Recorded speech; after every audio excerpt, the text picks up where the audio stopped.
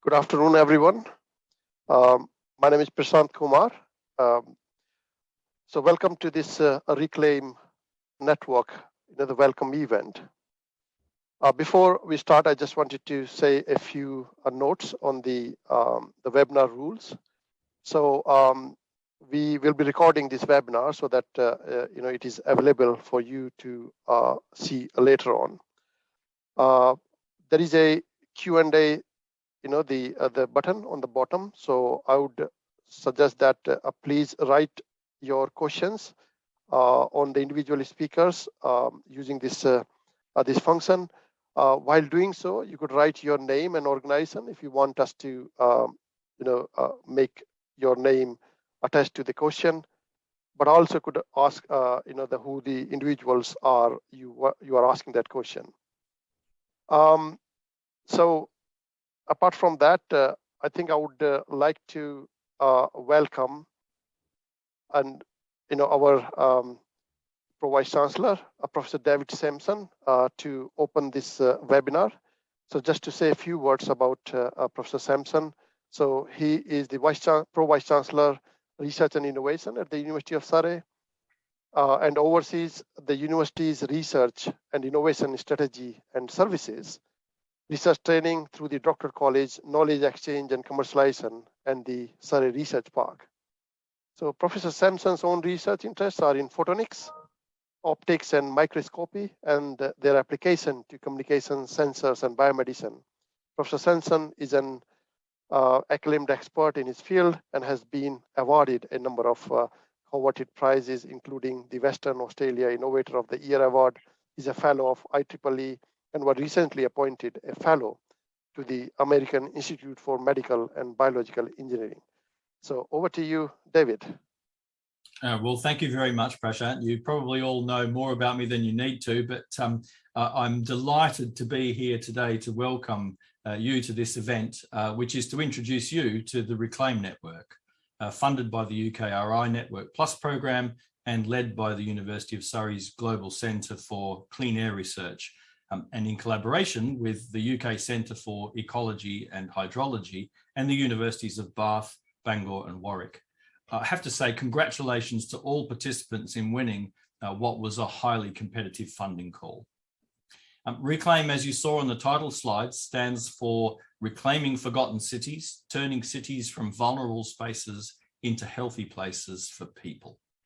I'm told the Reclaim Network will be a one-stop shop for towns and cities to find the information and support needed to install green and blue infrastructure in their communities and get in touch with others with similar experiences.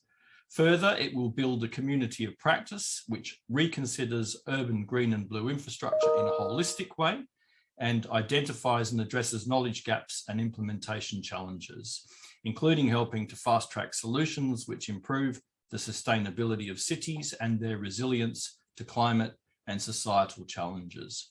I have to say, what a wonderful mission. I'm also told that the network is growing daily, but has already attracted 225 members from academia, government, industry, and local communities, including over 80 international members from universities, research institutes, charities, and NGOs. Congratulations on your bright start. The University of Surrey is delighted to be leading this network. We have a proud and long track record of delivering social and economic impacts through research and innovation focused on addressing global sustainability challenges.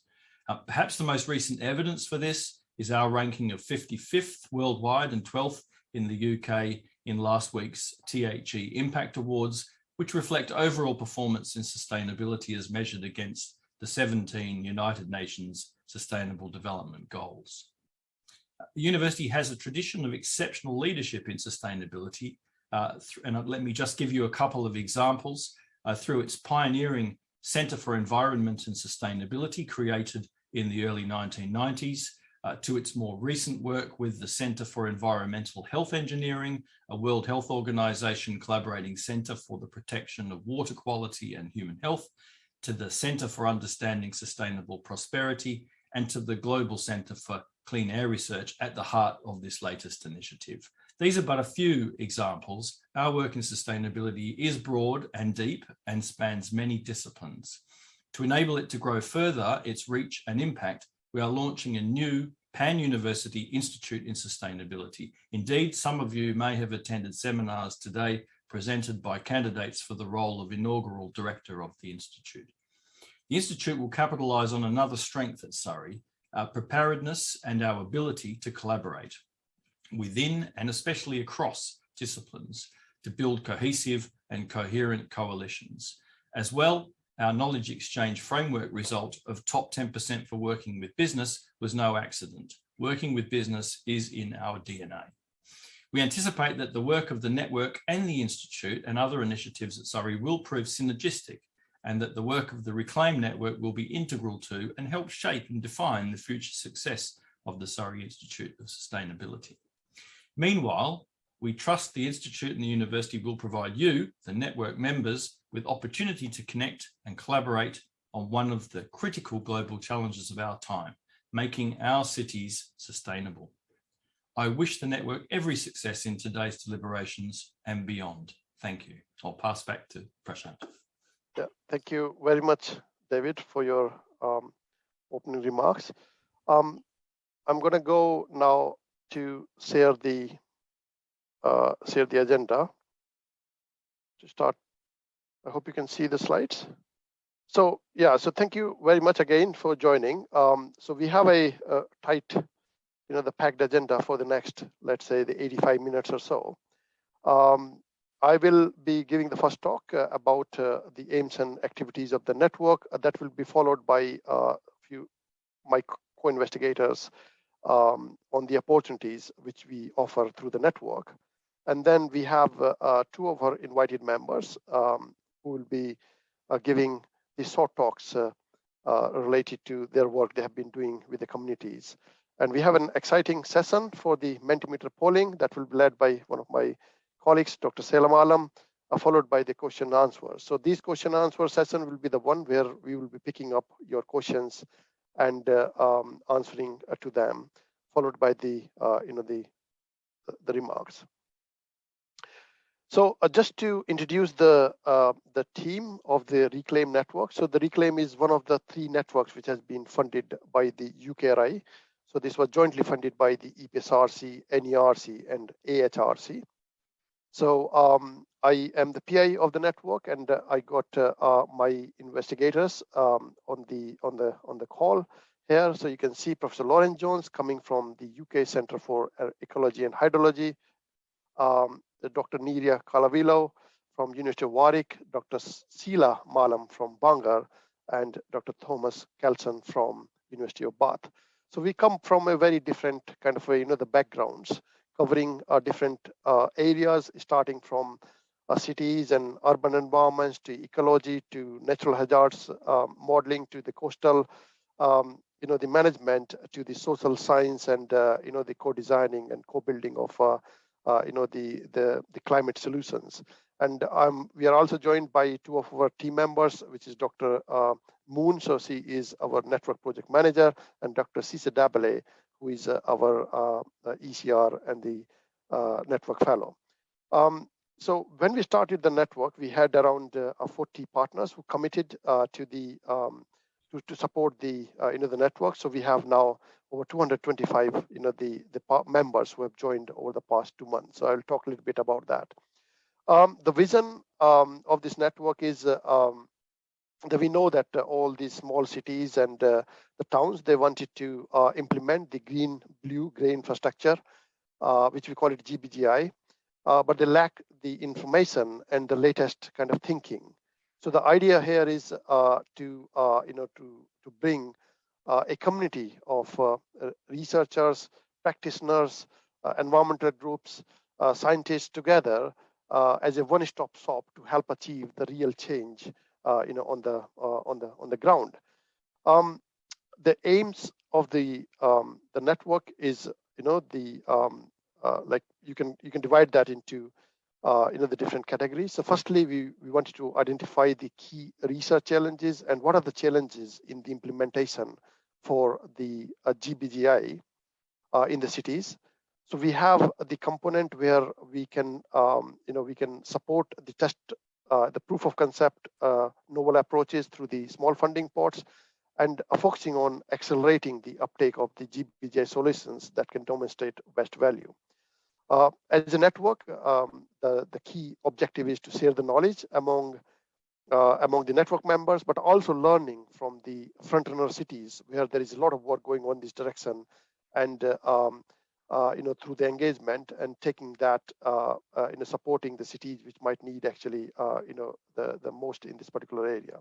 And obviously, the ECR remains the heart of the network, where we wanted to train the knowledge of the knowledge pipeline of the trained researchers through the exchanges. So so what you can see on the right-hand side is a very interesting picture where you can see the trees in there. But the question you can see is that is aesthetically very pleasing. But in terms of the concrete, the structural, the material you will putting, so one can think whether this is really the sustainable. So it is. So this is where I guess the Reclaim focus is in terms of looking into the multi-functional benefits. So these are the things which are looking in silos. So what we wanted to do is we wanted to look into this kind of the emphasis by reframing the potential of this green-blue grey infrastructure from the social perspective, in a more kind of systematic way, with a strong focus on its participation. So, for example, I'm running the Guildford Living Lab activity where we do, quite a lot of work with the communities to co-design the environmental and the climate change solutions. Some of our investigators are highly kind of, having the high expertise in that area, and will be leading the activities on the co-creation as part of the network. This is important to give the focus on the, when we say forgotten cities, so we mean by the smaller towns and cities which require, which are vulnerable, but they are not really benefiting from the investment or the science which is happening in this particular area. And also to provide a train, the next generation of leaders, and more importantly, building a community of practice. What we wanted to see at the end is a strong and lasting network, which is not only national, but also internationally well connected. And we can have these shared learning between the cities and less disparity between frontrunners and the followers who wants to adopt actually these solutions. Obviously, the trained, the practitioners and academics. And more importantly, what we wanted to see as part of this initiative is whether there could be more decisions taken from a holistic perspective, which are bold and bigger, and they can have a greater involvement of the public in the design and implementation of the GBGI. So what we're going to do, so there are two components of it. There is a lot on this slide, so you can see the blue text and the green text in there.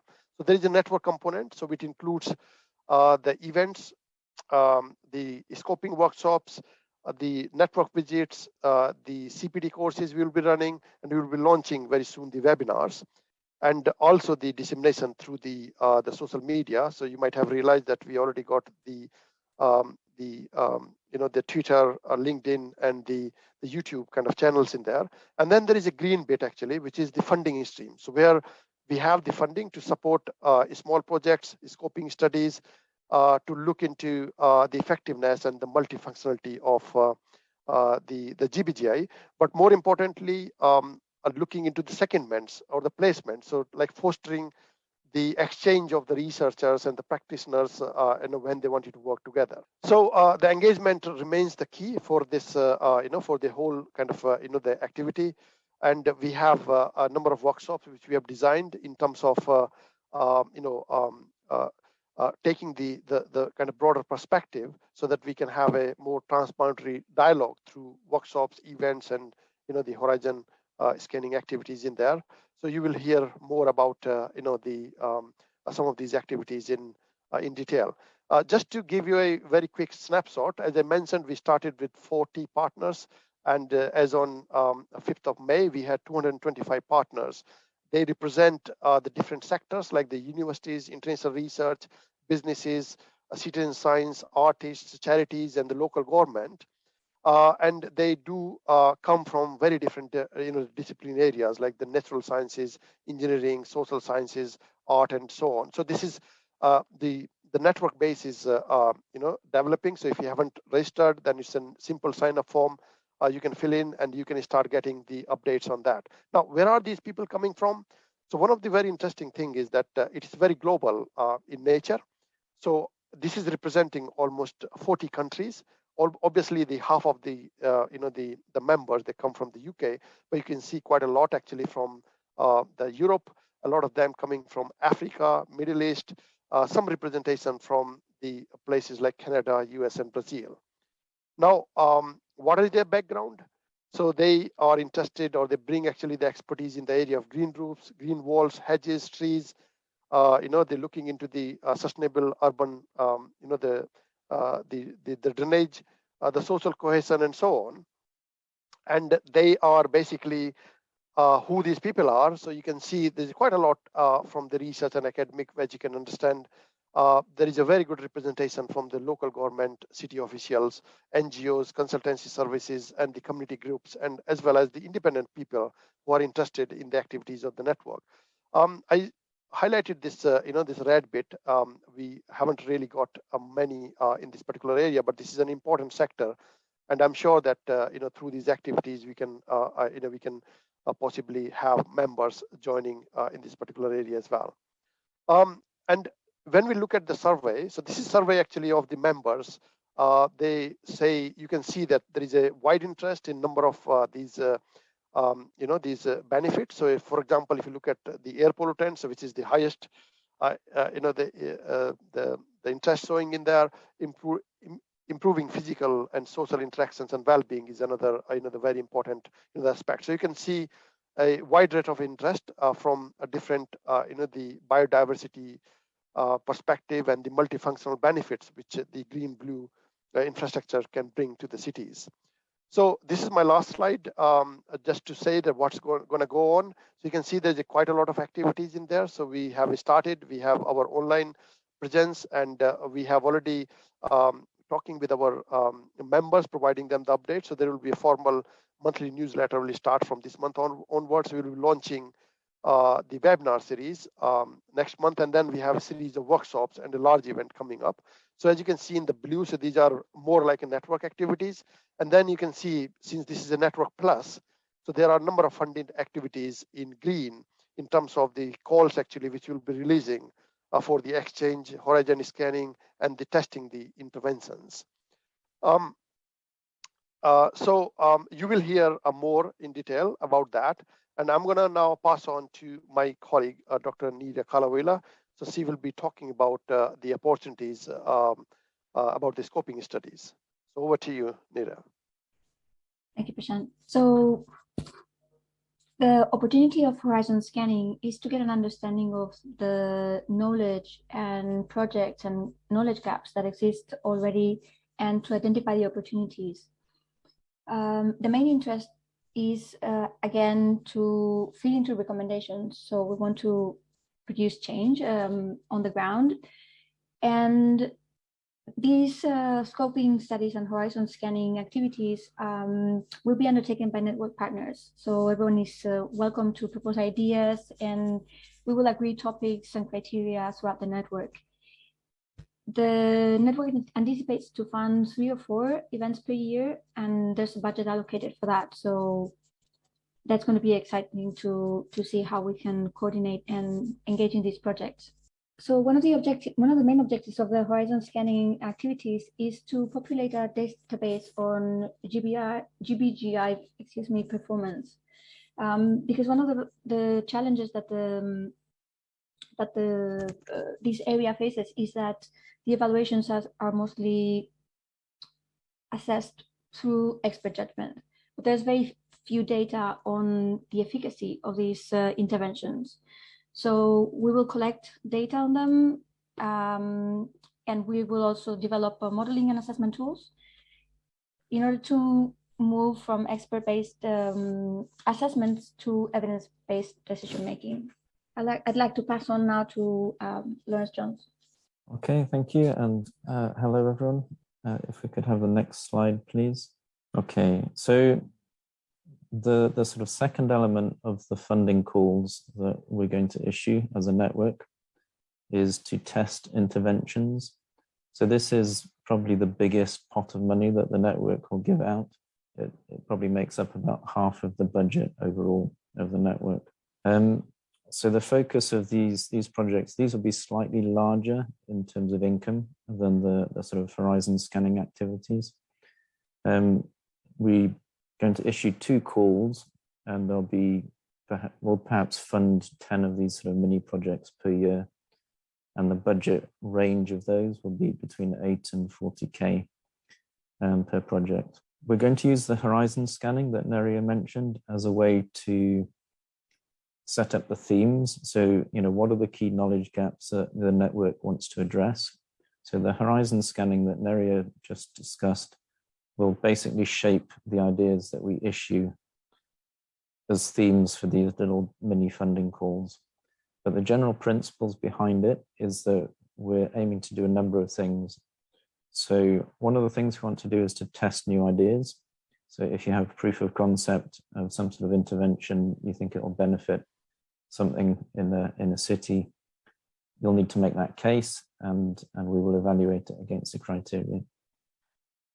The second thing we want to do is to think about the potential for upscaling. So quite often there are very small interventions and you can demonstrate it works at small scale, but you might need to then do a larger intervention to demonstrate that it can be scaled or it can be applied to another city. We're interested in addressing knowledge gaps. So the picture on the right is a rain garden. It's actually in Denmark, in the city of Aarhus. So these are designed to capture surface water, sort of surface water flooding essentially on roads. They flow into these rain gardens and filter down into a drainage system below the road network. So this is designed for a very specific purpose. It's designed to capture surface water on road systems. But this one has been designed also to think about biodiversity. So it's got a range of different shrubs and flowering plants there which can benefit biodiversity. However, we don't know anything about the other benefits it provides. We don't know how much pollution it removes, air pollution, etc., whether it provides any cooling benefit to the surrounding area. So we're interested in studies which start to address some of these gaps, where it might not be the primary aim of some sort of intervention, but we want to collect data on a wide range of co-benefits, not necessarily the primary purpose. And the last thing we want to try and address is whether the benefits we get from these things improve over time or whether they degrade as the system ages, for example. So a range of different kind of background principles that we want to address in the studies, but the themes of the studies will be shaped by the scoping that Nerea mentioned. So that's the bit on testing interventions. So I will hand over to my colleague Thomas Kjeldsen now. Thank you, Laurence. So we're going to talk, an important part of the network building is the secondment opportunities that we provided, and that they're being provided here to really forge the partnerships, both within the network, but also for the period after the networks, but also very much with a view to provide training opportunities for the early career researchers. So we're hoping to maximize exchange between sectors, so between academia, local authority, or business local authority, or community groups and academia, etc. So the secondments are there to provide that. We anticipate that we'll provide about funding for about 10 to 15 secondments per year, each one of a duration up to 2 months, supported by the network here by up to £3,000. So we'll have 2 calls over the 2 years. So we'll have 2 cohorts of secondees, and we anticipate that we will make what we call an ideas lab before the secondments take place, where everybody can meet, before all the secondees can meet and exchange experiences and what they like to achieve from these secondments. Once the secondments are completed, we would like each secondee to give them the opportunity to share their experiences via a blog post. For instance, write your experience as a blog post, or make a little video piece presentation that will be available on the network YouTube channel. So we're hoping to see a good uptake of these secondment opportunities, especially from the early career researchers in the network. And then I'd like to hand back over to Laurence. Okay, so you've heard a bit from the sort of core members of the network, a bit about the network activities. We thought we'd give a couple of people involved in sort of more directly in activities in cities a chance to say something about the kind of work they're doing, perhaps something about their knowledge needs, you know, what they need to solve to actually sort of implement change on the ground. So the first of those speakers is Rob Hewis. He's a co-founding director of CoGro in Lincoln. Rob used to work for Lincolnshire County Council and decided that actually he could achieve more change on the ground by forming his own company. So if we can have the next slide, and then I'll hand over to Rob just to say something about his work. Over to you, Rob. Thanks, Laurence. Hello, everybody. So I'm grateful to Laurence for giving me the opportunity to speak today and to hear what's going on. It's really, really interesting. I suppose talking about Sinsel Bank briefly and what we're planning. We really wanted to look at developing a collaborative approach to creating a community-led living wall. Initially in Sinsel Bank, there are lots of areas where we could look at, but Sinsel Bank is a high density population, an urban area with high deprivation as well. We thought that, you know, this area that we're looking at here is an area which we need to reclaim back. It's an area that's not used because of the high air pollution here.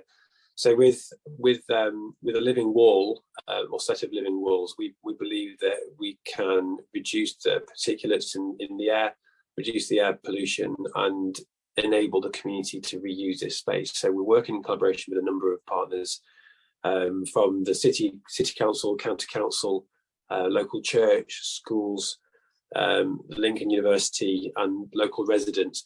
So, you know, as you can see, so just even for a small project, there's a lot of organisations and groups that we are engaging with at the moment in order to make sure that this is going to be successful, and in order for us to kind of get the funding that we need.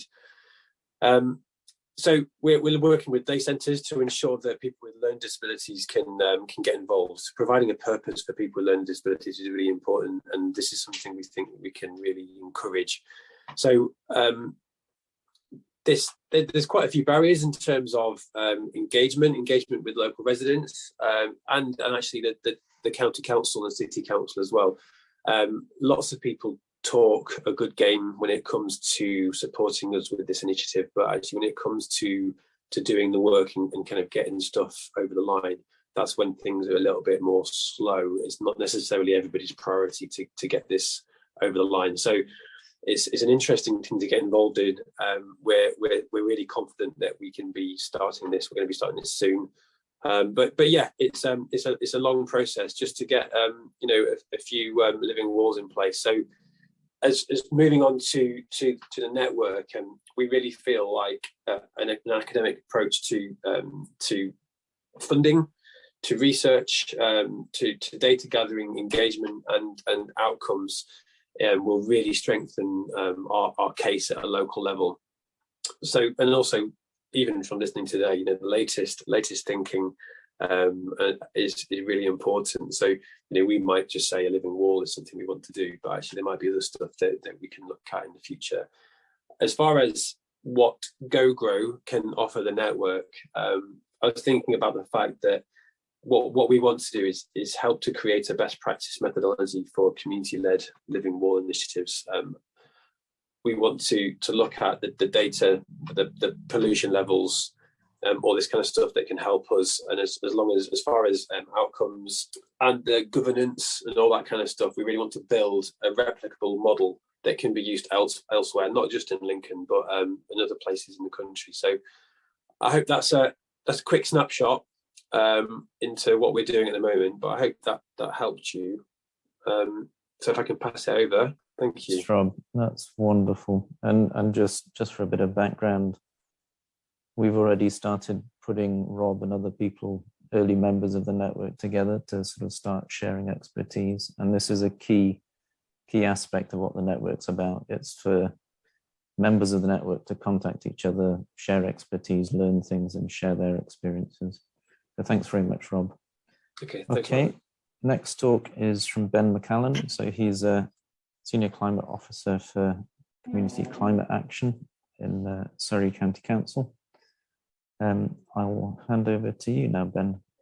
Thanks, Laurence, and thank you for having me. Yes, I've actually just recently started with the council on the Greener Futures team, and previously to that, and still what my role is, and I suppose what little spare time I have now, is I'm chair of a charity called Zero Carbon Guildford. A bit of background, what we do is we've got a large space in the town centre which we've called Zero, and the charity operates that. It's 16,000 square foot, and its primary goal is education and engagement of the wider community on climate breakdown, environmental destruction, all that side of things, to try and form a community-led action plan to help us cope with the changing planet.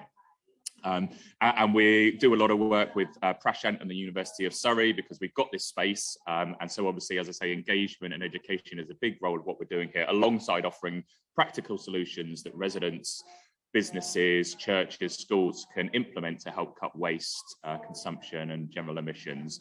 And so having this premises here right in the town centre with good footfall means that we can offer a pretty good platform for knowledge exchange from a lot of the academia coming out of the university. So Prashant, for example, his department, GCare, in here we've got a live air pollution monitor on the outside of the building.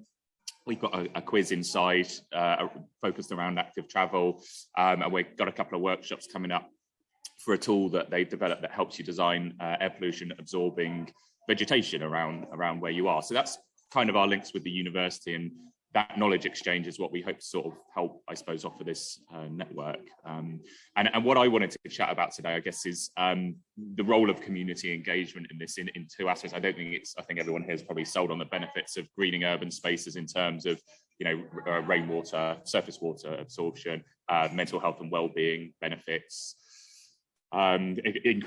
improving air quality in local areas. So I wanted to focus more on that community side of things, and firstly the importance for anybody who's thinking about getting projects off the ground in their area of community engagement right from the start. And when I say community engagement, I don't mean the way that we've typically all done this before, in terms of put a consultation on a web page and hope that people respond to it, because typically all you really get people responding is the people who are either very much for or very much against something. So you don't get a proper spread of opinions from the communities that it actually might impact. And one thing I was pleasantly surprised at, actually, when I started at the council a month or so ago, is that they're starting to look at how they change consultation. And one of the ways they've gone about this is to pay people to participate in a study on active travel who will be in the direct area affected by a scheme coming out, which means that they've been able to target representation of every demographic in that area. And so it really can look at how it would impact all parts of that community. And I think that's something we all sort of need to address as charities, organisations, businesses, or what have you, councils. Because often even the most meaning initiatives can have unexpected negative impacts on the communities they affect. So in the case of just parks, for example, everybody wants more green space in an urban area, but if it's not planned out well, let's say the park ends up charging, that can further increase the division between people who can afford to access it and who can't.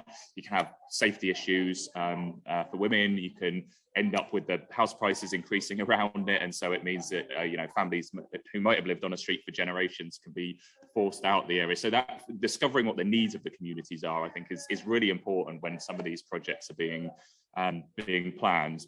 And then secondly, I wanted to talk just quickly about how some of these projects can really be a spur for community action on the climate crisis. And there's a few different ways that obviously that this can work. And when we look at the sort of benefits that we're looking at from some of these, if we take Surrey as an example, 46% of emissions come from transport. We've got about 1.5 to twice the amount of cars on the road compared to the national average. And so one strategy for countering this is designing 20-minute neighbourhoods so that every resident has access to their basic needs within a 20-minute walk of their home. So that obviously encourages people to get out on their bikes or walk or what have you, and cuts down on car travel, which obviously is a big contributor to those emissions. But obviously, if we want to do that, if we're asking people to spend more time in their neighbourhoods, we need to make sure that they're actually nice places to be, and that people enjoy spending time there.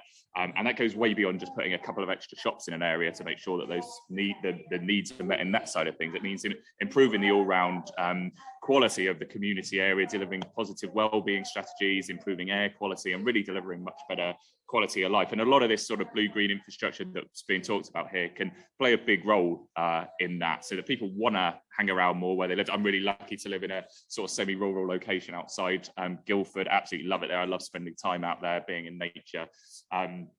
And this can in turn lead on to tackling one of the fundamental driving causes of the climate crisis, and that is our loss of connection to nature, and that the convenience of modern life has really led people to not consider the impact of a choice. When you walk into a shop, grab something off the shelf, we don't think about the consequences of how that choice impacts the communities where the product was made or where it ends up at the end of its life.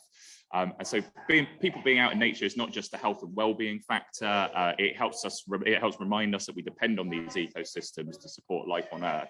And so by putting these projects within urban areas, be it parks, living walls, green roofs, then it can really help us rebuild that connection, help us get more out into nature as well, and really remind us of the impact that we're having on the planet. And one of the things that we're looking at potentially here on the front of Zero, our space that we've got, is a living wall, which can obviously help be designed not to just help with air pollution, but to help improve biodiversity, and look at how other businesses can take that sort of project on to have some sort of responsibility for how we move forward as a community. And on top of that, I think a really critical part of climate communications is identity and pride. I think they're really critical in how we move forward as communities, and building that sort of community identity, and creating environments that the community can be proud of, that build community cohesion, which then in turn breeds positivity. Positivity can breed further action. There's some quite interesting research actually coming out of climate outreach at the moment that shows that the people who do the most about the climate crisis feel the most positively about us averting the worst of it. So it's a really interesting thing to sort of look into, is how that positivity and action relationship works. And it can really help spur people into protecting the spaces that they cherish, and thereby spur them into further action. And I think most importantly, from all of these factors, it can all combine into something of a positive feedback loop. So if you can get the ball rolling with some of these projects, you can make safer, healthier streets for people to walk and cycle onto, and get more people out their cars. It in turn improves air quality. It makes people feel healthier. That encourages them to walk and cycle more. And so it becomes, a sort of self-reinforcing pattern, and it drives further behavioural change. And that's especially important, I think, in contagious behaviours like active travel, in how we can play a role in averting the worst of the climate crisis. So I really see there being an important role here for how we actually spur community action through some of these projects. I think that's probably my 5 minutes or more, so I will pass back to Sheila. Yeah, Prashant, could you move on to the slide forward? Right, so good afternoon, everyone. What we're going to try and do is get some engagement from you, because that's really what we're all about.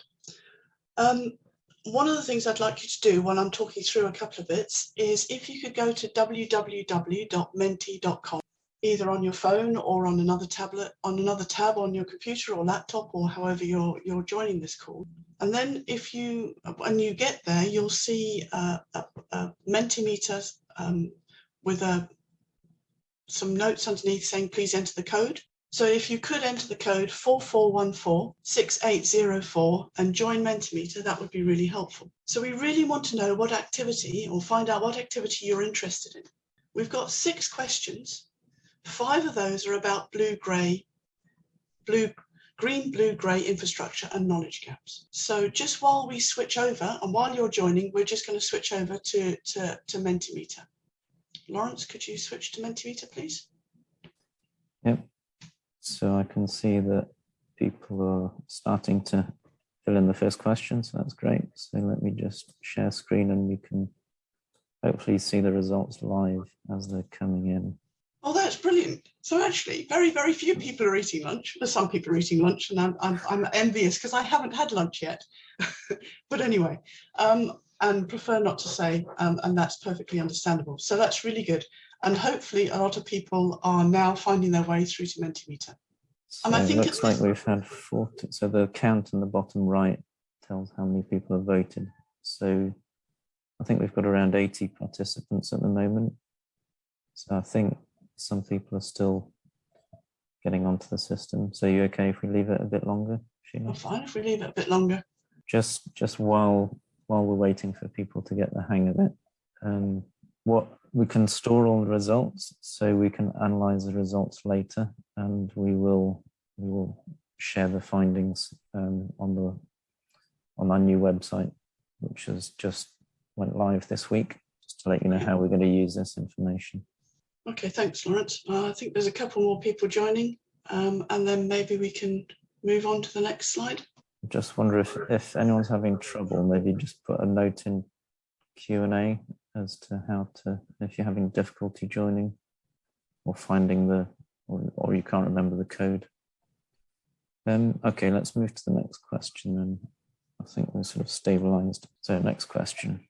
So for this question, what we really want to know is your background and expertise. And one of the things we're going to use this is, as we go through the next set of questions, we're actually going to try and look at who's answering what type of questions. So to me, this is really important, and to all of us, it's really important to find out who's joined this call and what sort of expertise you have. And I can see that at the moment, there's a lot of research academic, but it's really good to see that local government, city officials, others and NGOs are actually coming up. There's a little bit on business and consultancy as well. And it's really interesting to see that there's a wide range of different types on the call. I think we've probably fairly stabilized at 55, 56, which is what we were for the previous slide. 56, brilliant. Okay, so do you want me to click on? If you could click on, please. So now what we want to know is which network activities you're most interested in. And please remember, in the previous slide, you answered what your background and expertise is.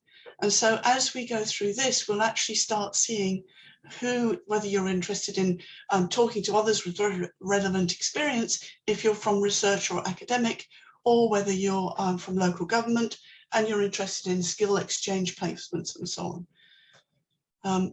And that's actually even more than we had. Hey, we've got up to 78. This is brilliant. Oh, how we've got up to, no. There must be lots of people. You're allowed, it does say on the question when you're allowed to pick multiple options. So that's why the numbers are, Fantastic. Just to explain to the audience why the numbers are going higher.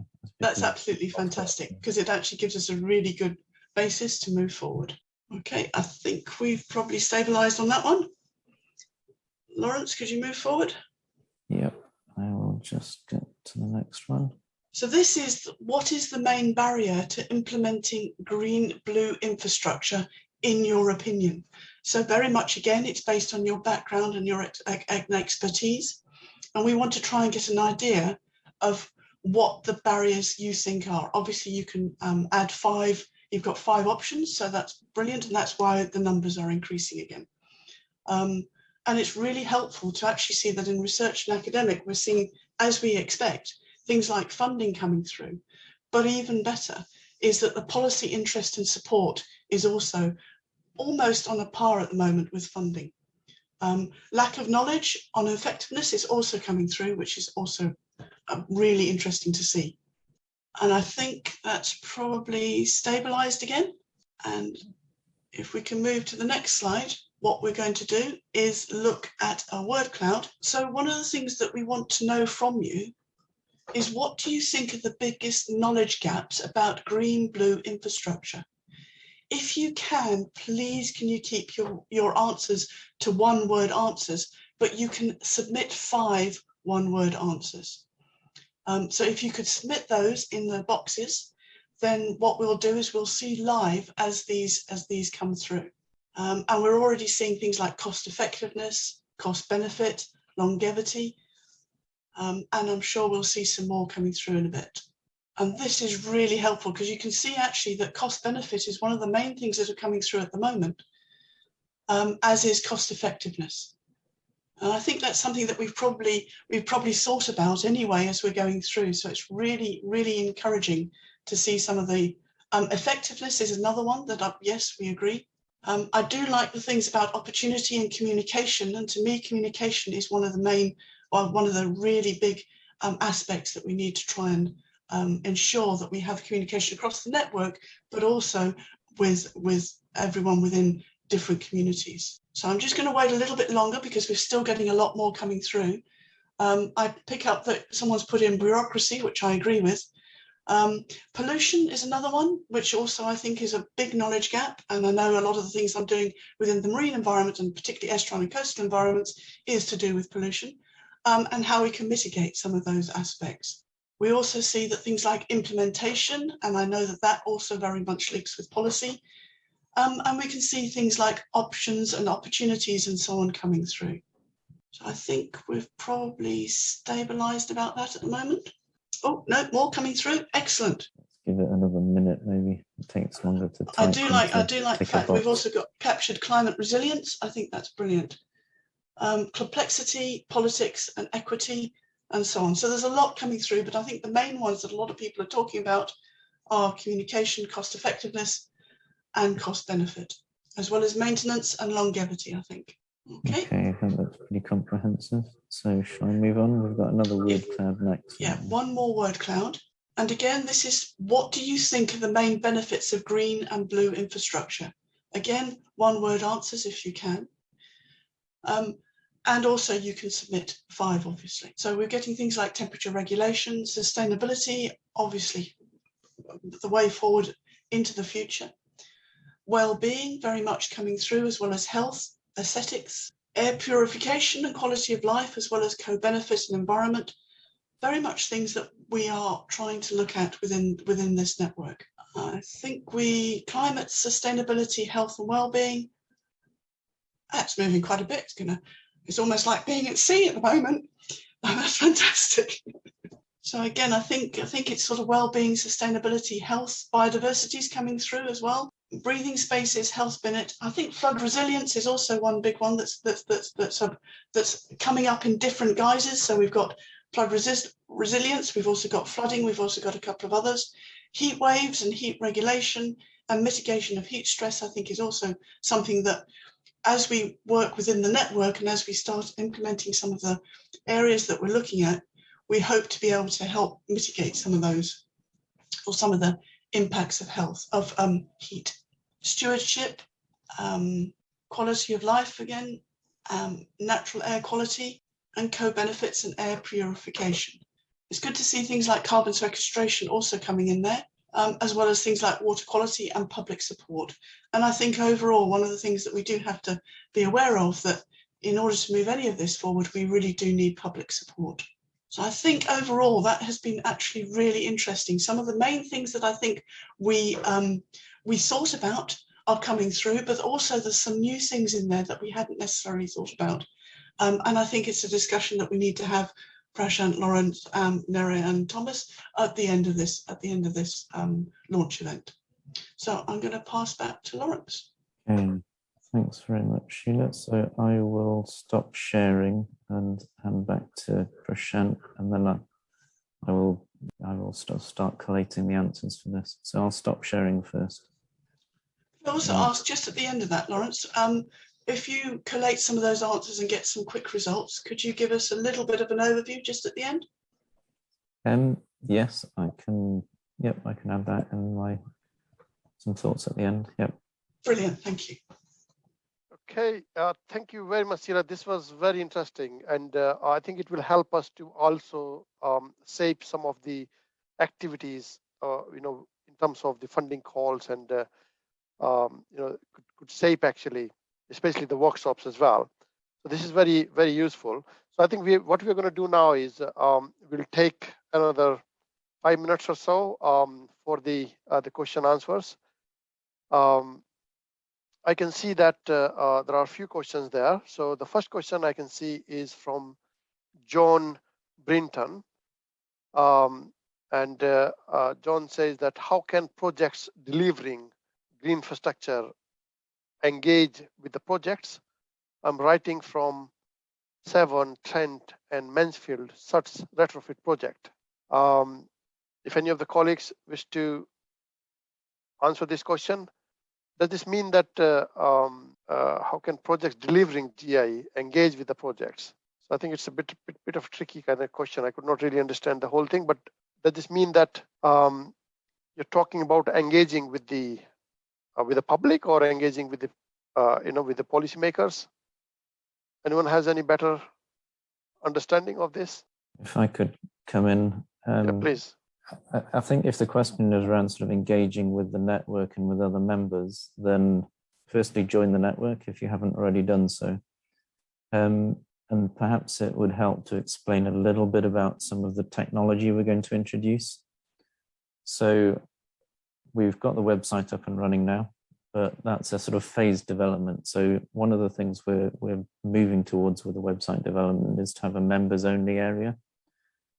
And then within that, there'll be a forum type exchange. So for example, if you've got questions about how to implement a green wall or how to implement a rain garden, or you're implementing something, you're creating a new thing and actually you just want other people to come and study other aspects perhaps. So basically there'll be a chat function on this members only part of the forum, and you can ask questions or just sort of share expertise, share your latest updates as to what you're doing. So that's one way to get directly in touch with other network members. The other is if you're running events, then you can contact us as network organizers and we can promote those on the events page.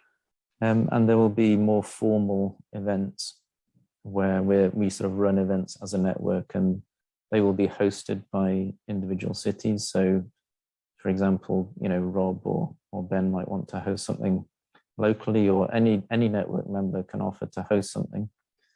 And that's then a chance to see things in practice. So, this is something that we set up 2 years ago. What's it looking like now? Or this is a site where we're thinking of implementing something, but we don't quite know how best to go about it. And then there's a chance to just interact directly with other interested people on site where you can see the context. So those are just a few ideas about how you can use the network to your advantage. Thank you, Laurence. Yeah, we got only 3 minutes, so I'm conscious of time. We got a couple of questions and some suggestions, very nice suggestions. So I'm going to read through. Tilly Collins from Imperial College London. Will you contribute to developing CPD courses, short course through to workbooks for non-academic stakeholder groups? I'm thinking of LA planning and environment departments and landscape garden practitioners. So translating academic findings to practical advice that supports them to, number one, get funding for multiple benefit urban green, and number two, give practical advice on how to do this. I think, Tilly, this is a very good question, and this is, and you already made very good suggestions as well. So this is what we want to do with the CPD courses, rather than just being as a the academic kind of the jargon. We wanted to design and plan in such a way that the people at the grassroots level, including the practitioners, the community, they could benefit from them. So I think we will consider these ideas while we're developing these courses. So thank you very much for your suggestions. The next one is Jessica Goodenough. She says, I missed the start of the presentation, I'm afraid. How does this project engage with local authorities in the short to medium term? So this is a very good question again. What we are doing is we are inviting everyone to engage as a project, the network member. So they have an opportunity to interact with the other members, like Laurence said, but also possibly proposing some of the projects that could be jointly, proposed with the other interested groups. So we can support actually these kind of initiatives there. But but also there will be quite a lot of opportunities for them to come as speakers for our webinars and in workshops what we want to plan, so that they can share their experiences, and we can, the community can benefit from their, the experience, but also the kind of challenges they are seeing, and we could possibly, support these kind of, through our network initiatives. The next one is from John Brington. So we are installing thousands of retrofit SUTS interventions, including rain gardeners, detention basins, permeable basins. I would love the network to use our program to help monitor the impact of GI. John, we would love to hear from you. So if you haven't really, registered as a new member, so we will encourage you to do that so that you can get the opportunity, on the call we will be issuing, and we would be very interested actually to support the initiatives you have been doing and helping in whatever way we can. The next one is from Anthony Kodama. Thank you for the presentation. My question is, how can someone who is interested in the network but outside of your target countries participate in this project? Very good question, Anthony. But as we mentioned, in the presentations, but also in the talk, that the participation in the webinars, online virtual workshops is free for anyone. So the people can benefit in two ways: either listening to what's going on and taking those things forward, but also proposing themselves, being presenters. So we'll be issuing a call for the webinar speakers. So this could be one kind of mechanism. I think we will be discussing with our team if there is an opportunity to engage the international partners through the secondments or through the other kind of research activities. They may not be possibly the direct kind of the applicant, but they could collaborate with the other the partners. So we'll have to discuss these kind of opportunities to take this forward. But we have readily available quite a lot of information for our international partners, because it's not only just telling what we are doing, we also want to learn actually what are the practices going on and what could be possible or feasible in those countries compared with what's going on in this part of the world. So I think it's more of a kind of a knowledge exchange from that perspective. Anonymous attendee, will there be monitoring and evaluation of implementation projects, including longer term, as some of the benefits may take a while to materialize, especially to public health? M&E is a big gap in green-blue infrastructure research. Thank you. Maybe I can pass it on to you, Laurence, this one. Yeah, that's a really good point. So the sort of main funding for the network is only for 2 years, but we have some commitment to keep the network going beyond that 2 years. So in terms of the sort of pots of money that we can give out for funded activities, that at the moment is restricted to these first 2 years. But it's a really good point about benefits taking time to materialize. And one way to address that is actually to put together a proposal around some sort of intervention that's happened, 5 years ago, for example, or perhaps to target a range of interventions of different ages in a small funded proposal. And then you can look at, perhaps compare and see whether their effectiveness or some of the benefits take time to materialize or decrease over time, for example. So I think I'd encourage people to think creatively about how to address that issue, but you're right, it's a real issue that, monitoring tends to happen for the first couple of years of any kind of intervention and then stops. But yeah, we'd encourage you to be creative about that.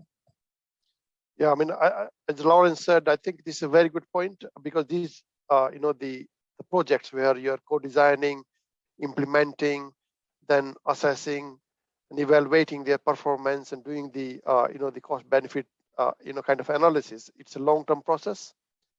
So as Laurence said, we would be very keen actually on seeing some of the proposals which, come up with some innovative ideas, and wanted to kind of, take some of the legacy which has been developed through, the past research, forward through the network, the support. So yeah, thank you very much again. So So the next question is from Alejandro Ducelent. My apologies if I'm not been pronouncing your name or surname properly. How do you consider monitoring in the project so as to assess effectiveness in short and longer term? You wanted to go ahead, Laurence or Thomas? I think maybe the answer to the previous question possibly answers that one. But maybe I would add that in the effectiveness, we're thinking very broadly. So, and maybe Nerea might want to come in and add something, because we're also thinking about benefits to people, be it well-being, be it physical health.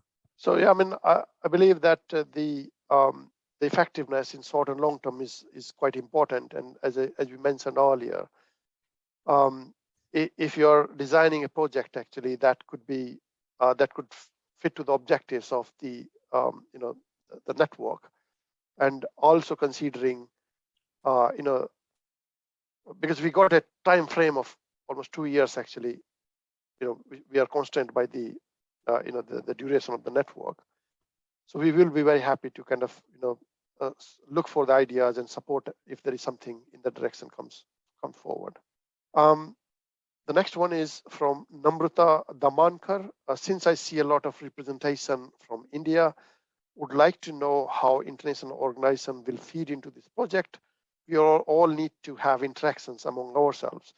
So Namrata, a very good question again, and I'm very glad actually to see a very healthy representation from India, which has got a huge potential of a lot of these interventions to be applied, in different part of the country.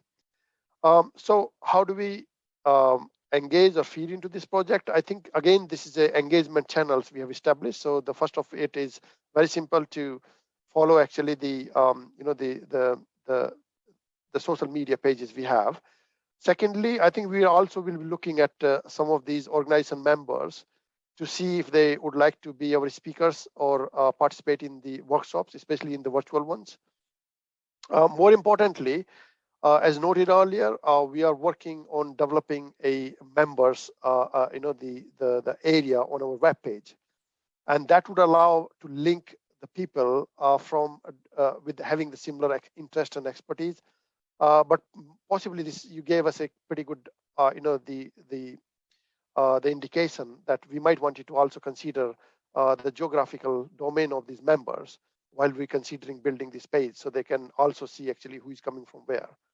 So yeah, I think this is a really a good point, and we will consider that to see how best we can incorporate. Because this is not only related to India, it's also related to a number of other countries which has been participating in these network activities. So thank you very much.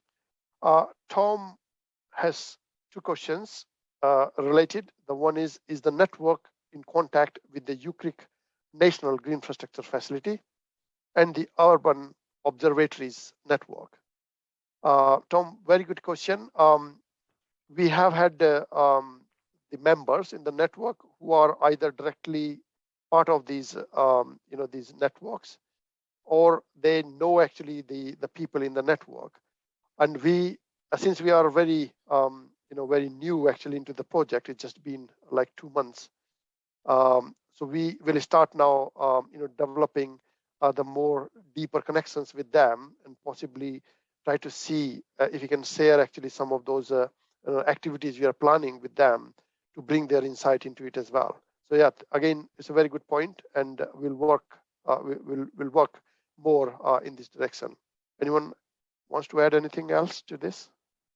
If I could just briefly add that the various committee members and other network members, as Prashant said, we already have links with, we each have our own networks that we're part of. So in some ways, this is a sort of network of networks. And one of the ways that we can tap into existing, monitoring existing observatories, for example, is to co-locate measurements perhaps at some of those observatories. And then this is very much in the sort of interest of the gap filling.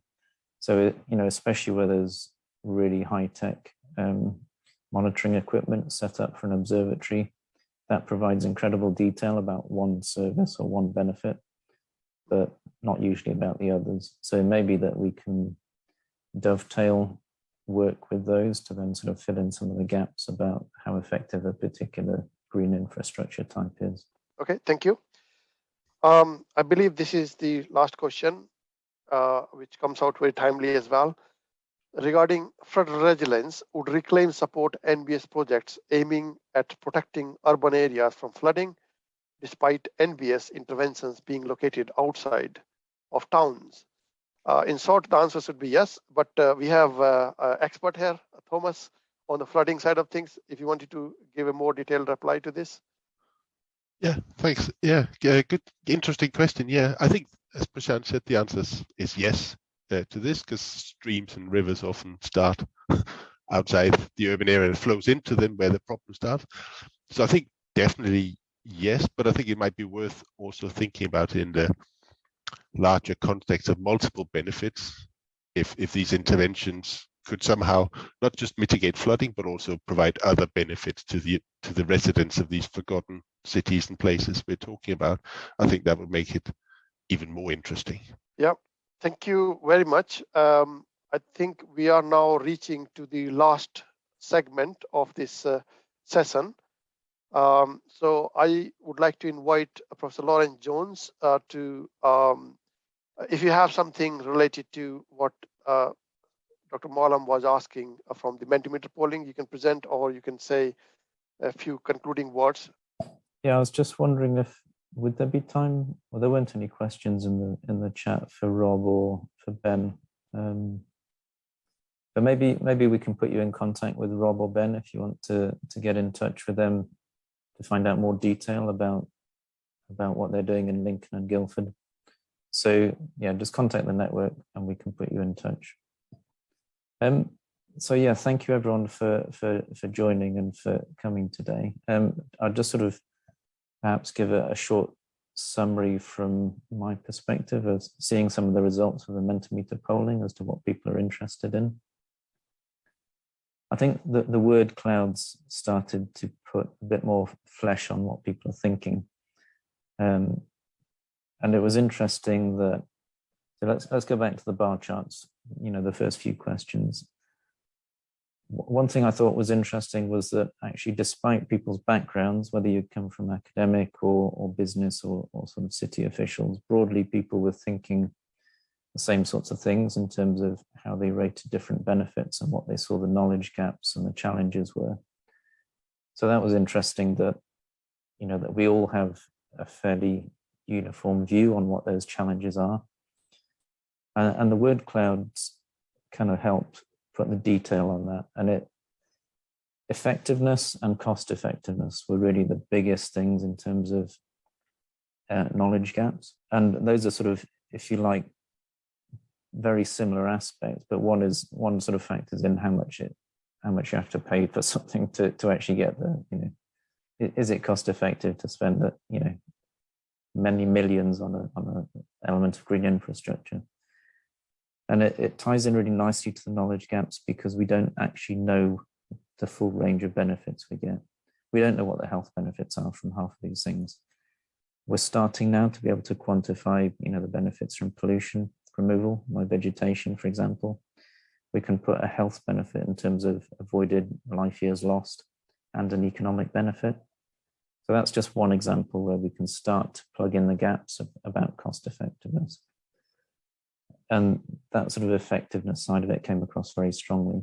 And the other thing, just to close on the word clouds, in terms of the benefits people thought green infrastructure provides, health and well-being were much more prominent than the other benefits. There was a large range of benefits there, but it's about direct benefits to people. And I think that sort of feeds back to the last point I'd just like to make, which is that,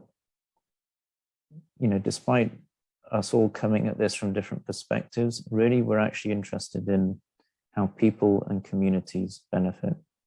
And that was illustrated really nicely by both Rob and Ben. They talked a lot about engaging the community, mechanisms for, getting buy-in from local people And that is as important, possibly more important than just installing a low impact drainage scheme, for example. You have to get people directly involved to get the most benefit. And that was really reassuring. And it's what the network is about. We have this focus on deprived, forgotten communities. So it's bringing people into the green, grey, blue infrastructure. So that's my quick summary, and thank you all for joining, and I'll hand back to Prashant just for some last words. Yeah, thank you very much, Laurence, and all the colleagues for their nice presentations and providing the insight into about the network, but also the challenges our cities and urban environments are kind of facing. Just to say that I think this quite a lot of it is driven by our own kind of experiences. So, for example, I keep getting, and I'm sure that you might be in the similar situation, the request that, oh, we wanted to install, let's say, a green wall or a hedge in a city environment. And one of the challenges there, you see is that, what we need to do is, first of all, we need to make sure that you are putting the right type of species and right type of green infrastructure in that particular environment so that you are not making the things worse. So this is like one aspect, like looking into the positives and the downsides, which are usually ignored or people are not aware with that. So that was like a kind of one area. The another area is then if, let's say, you decide that, look, this is what we want you to do, then one of the challenges I see personally is how we install it. So we need the companies or the suppliers or the people who have been working in there. So if you wanted to even have a small project, let's say Laurence was showing this green, the rainwater harvesting. There is if you look at the life cycle of the project, so you need to talk about the co-design, that what you wanted to do, and there is acceptability of it. You wanted to think about what could be the infrastructure we wanted to put it in there, what kind of species we wanted to do, how do you want to design it. Then you need actually somebody to install it. So it's like the whole suite of people who are required to implement that small project. So there is that thing actually which requires these expertise. And this is where we thought that it's like a big gap, and we wanted to focus on that gap to fill through building a the members base, bring the different expertise, and people can find it at one place. That's what we call it. It's a one-stop shop. That's our ambition, and we hope that, or we wish that it could happen, so that people are there at one platform. They are sharing knowledge, they are sharing experiences, and it basically helps not only the replication of these projects, but also the upscaling in terms of having a bigger projects when you see that a smaller one is working fine. So I think we have been kind of motivated through our life, real world kind of the experience, as most of these people, all of us basically who are involved in this project has been very actively researching in the nature-based solutions and the natural hazards management and the ecosystem modeling and the coastal erosion and so on. So I think we try to bring actually all this together through this network. So I would like to again thank all of you to to participate in this session. But I would encourage also to share the information with your network or with your colleagues. So we have a new member form, which you can see the link in the chat, so that you can simply sign up, so you can get the information on what are the activities in there. We will be issuing a call for the webinar speakers, because we wanted to have as much diversity as possible. So we do not simply want the academics to be talking. We also wanted to listen actually from colleagues like Ben, Rob, and others actually, that what do they see? Where are the gaps actually which we could possibly focus on filling through the network activities. We'll have workshops, the co-design workshops, and you can hear a lot about them, in future. More importantly, keep an eye on different social media channels, as well as the website, where we'll be putting all these, all these activities, which you can participate. But at the same time, we would be very keen on listening from you to see that, look, this is really important, and we wanted to we wanted to have you, doing, X, Y, or Z kind of activities, or considering these activities as part of our, the future plans. So we do not want it to tie up ourselves into one very fixed kind of mode. While the structure is there, we wanted to make sure that we are flexible enough to accommodate any requests or any challenges you see are important to make our urban environments sustainable and greener and more bluer. So you have the email, which is info@reclaimnetwork.org. So you can always send an email, but you can always send an email to the individuals as well if you feel that you need more specific reply or more specific information. So we'll be very interested to engage with you, not through just these events, but also throughout outside actually these event activities. So Dr. Moon is our network project manager, so she will be manning this email account, and you will be hearing quite a lot actually from her in future when it comes to the the future activities.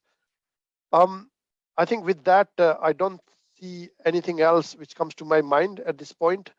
Just by saying thank you again for everyone, for our speakers taking their time out and making this event successful. So we could see that there were almost around 100 people at some point joining, and we wish to develop this network further and work together for a better environment and for a greener future, and and contributing towards the goal of the carbon net zero.